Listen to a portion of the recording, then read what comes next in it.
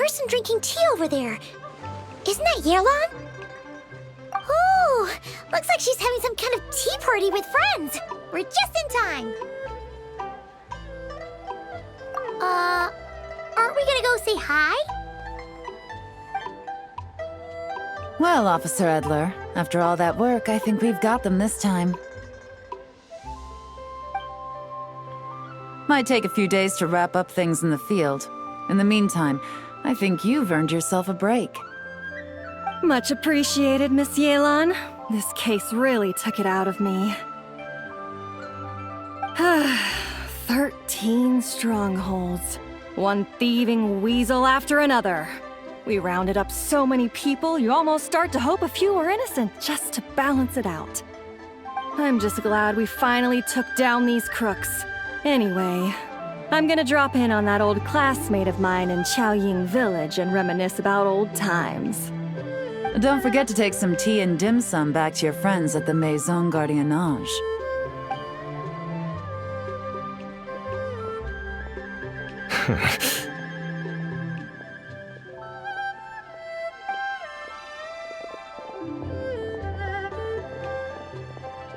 Oh, looks like Yelan's friend left. Paimon kinda wanted to meet her. Ah, another pleasant surprise. Traveler, Paimon, take a seat. Excuse me, a pot of your finest Yunlai white tea, if you would. And 2 more place settings. Now, judging by that expression, I assume you came over to ask about the 2 spies that were just watching us. Ah! Spies? What spies? There were spies around here just now? Oh, more than that, I'm sure. I bet they already sent someone to tail Officer Edler. Anything to foil our operation. Oh, so you're tracking down some criminals? They've got some nerve spying on you like that. Pretty bold if you ask Paimon. Well, those tend to be the kinds of cases that cross my desk. If I could leave it to someone else, I would. I could have been on vacation right now. Mora laundering, to the tune of 10 figures and counting. Laundry? What does that have to do with Mora? And who are these figures? There are 10 of them? In layman's terms, a certain merchant in Fontaine possesses a large amount of Mora obtained through illicit means. But it's easy to get caught when you're moving that kind of cash. So you cover your tracks, create a front to avoid detection, and what do you know? Your illegal Mora now looks completely legit. And this merchant's front of choice? Fine art and antique auctioneering. He buys goods from all over Tevat, brings them back to Fontaine, and rebrands them as pieces of fine art, driving up their price in the process. Then, when the items go to auction, he buys them up at their inflated price with his own illicit funds. And through this exchange, the proceeds he receives in return are clean. This process allows him to legitimize his illicit wealth. He even launders Mora for other criminals as well, a business which earned him the title, the Dark Financier. That's to be expected, I suppose. In Chenyu Vale, you can get your hands on exquisite antiques without breaking the bank. Tea sets, porcelain, jade, statues, all easily marketed as pieces of fine art. Liyue goods being used in illicit underground schemes poses a real threat to our trade standing in the long run. So, instead of getting to enjoy my long-awaited vacation in Fontaine, it's back to work for me. Okay, Paimon thinks she gets it now. It's like moving Mora from one hand to the other. In other words, just disguising where it originally came from. But if you know what this merchant is up to, shouldn't it be pretty easy to catch him? You go to the auction, wait for him to appear, then nab him right as he goes to purchase his expensive piece of Liyue art. Not a bad plan, Paimon. But there are too many loose ends. If you were the mastermind behind this whole scheme, would you really expose yourself as the face of the operation? Oh, yeah. You wouldn't want to be seen doing the dirty work. You'd send someone else instead. Like, if Paimon was the bad guy, she'd send the Traveler. No, wait! Even if Paimon turned bad, the Traveler would never. Paimon would need, like, a group of minions or something. Oh. Oh! Paimon gets it now.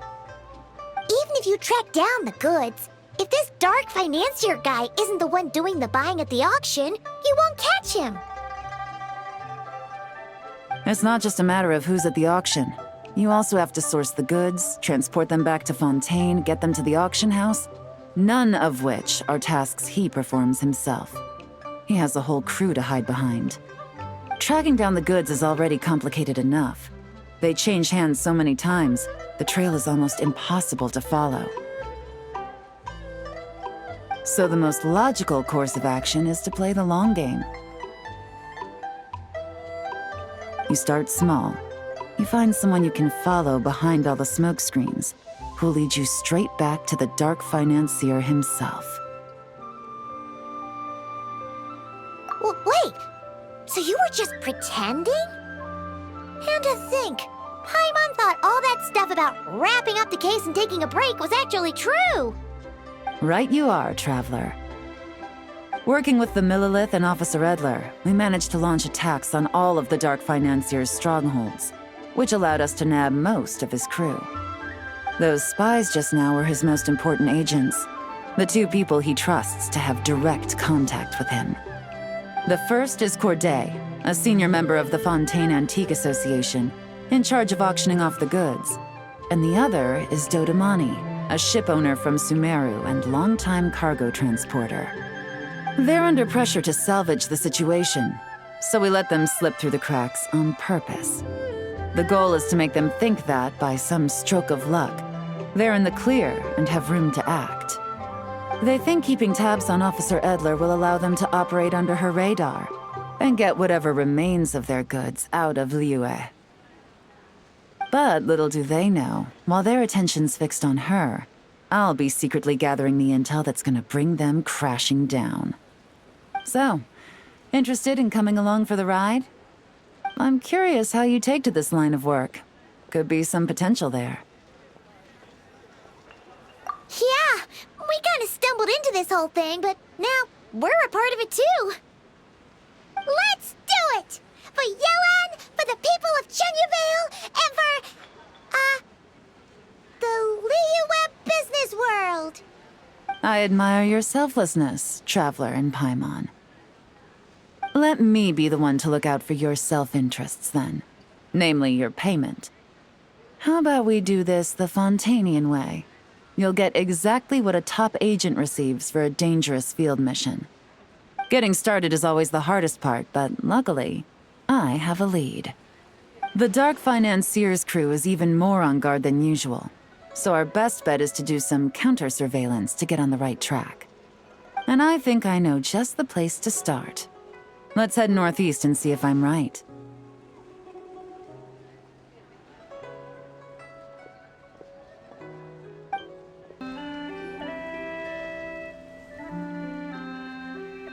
All right, let's start our investigation here.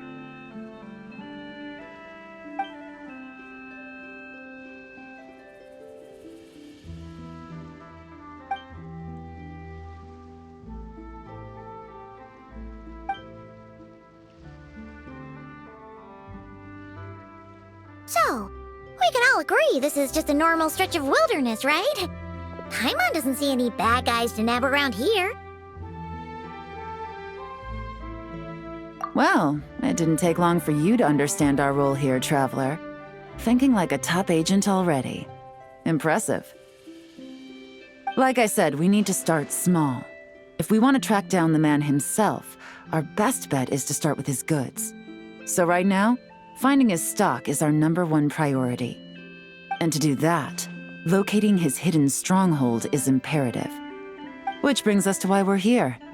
Pretty good vantage point from up here, don't you think? Guess so. Paimon can see the port of Elang Wharf, the boats in the distance, and some kind of tower. What's that for? It's a lighthouse. The Millilith use it to monitor the situation at sea. In addition, the flashing of the light can also serve as a means of communication. Oh, let's hear it.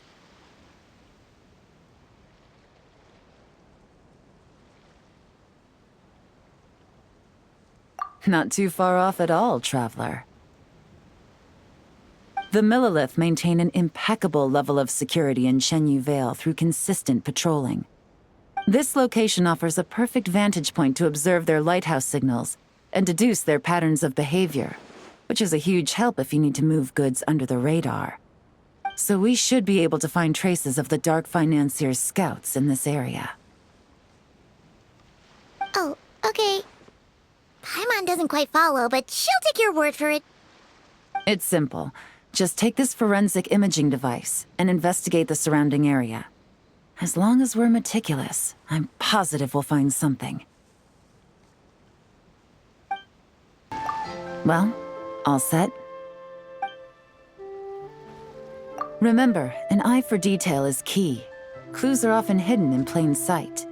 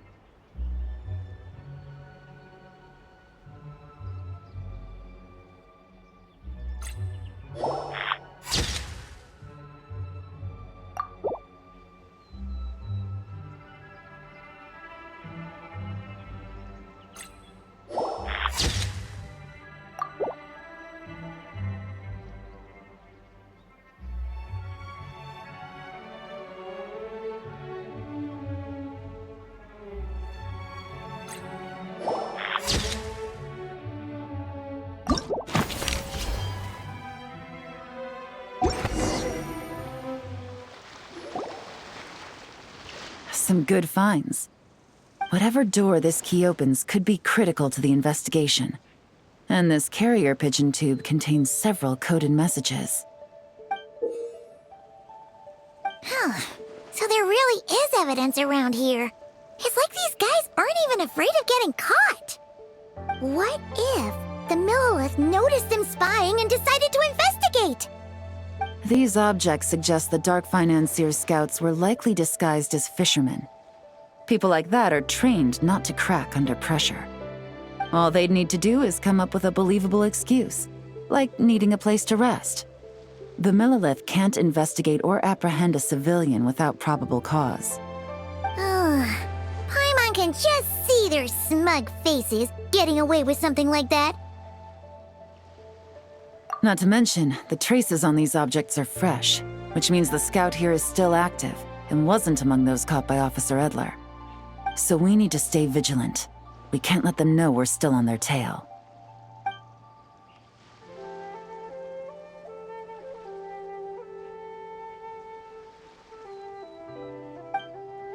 I had a hunch this area was being used as a lookout, and I was right.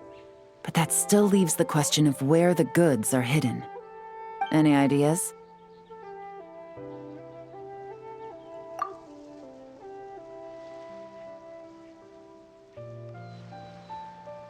Spot on again, traveler.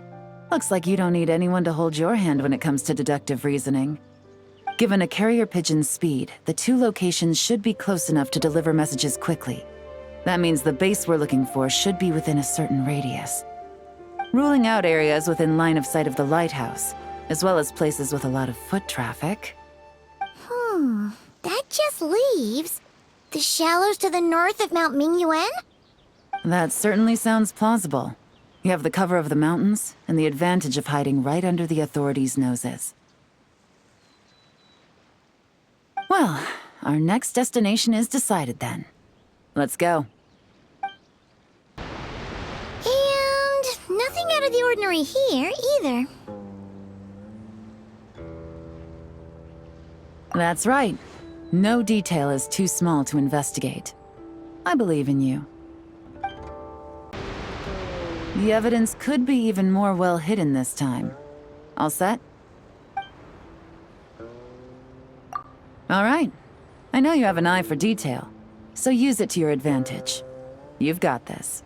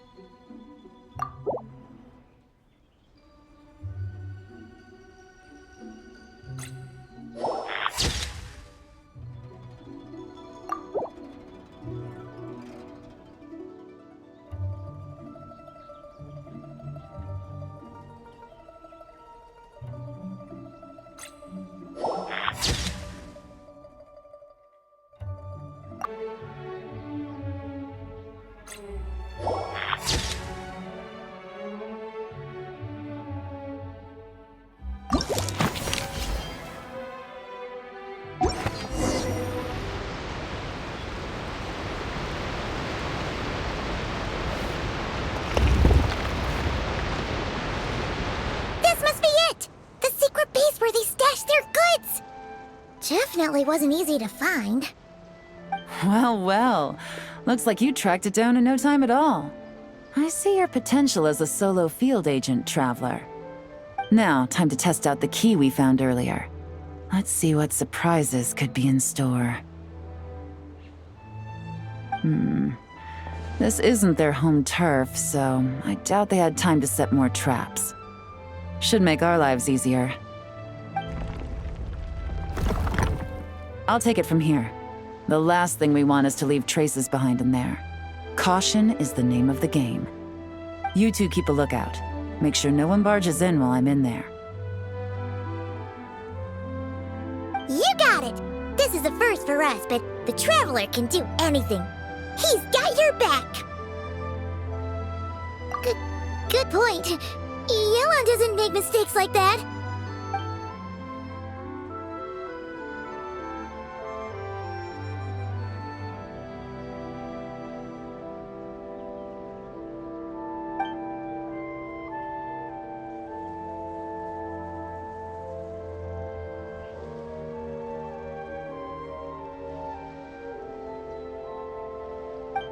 All right, that's done.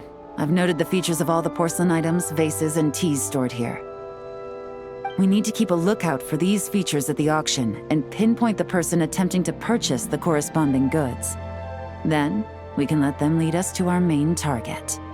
Wow, that was fast! You must do that all the time, huh? Now, we wait. There are countless auctions in Fontaine. We can't possibly monitor them all. Besides, that would be a waste of personnel. I'll continue to conduct surveillance in the area, keep tabs on the situation, and attempt to decipher their coded messages. Once his two lackeys move the goods, we can shift our focus to the upcoming auction. And then, we'll have somewhere to start. Got it! All we can do now is wait. Wait, and then follow them straight to the guy behind this whole thing so we can give him the old 1-2 punch! This whole time, Officer Edler has been leading her two stalkers on a wild goose chase around Chaoying Village. Once they decide it was all a waste of time, it's her turn to tail them instead. Not to mention our operation has already put them under extreme pressure. We've forced their hand. I doubt they'll last more than 2 days before making a move. So let's meet back up at Yilong Wharf in 2 days. Find me near the harbor.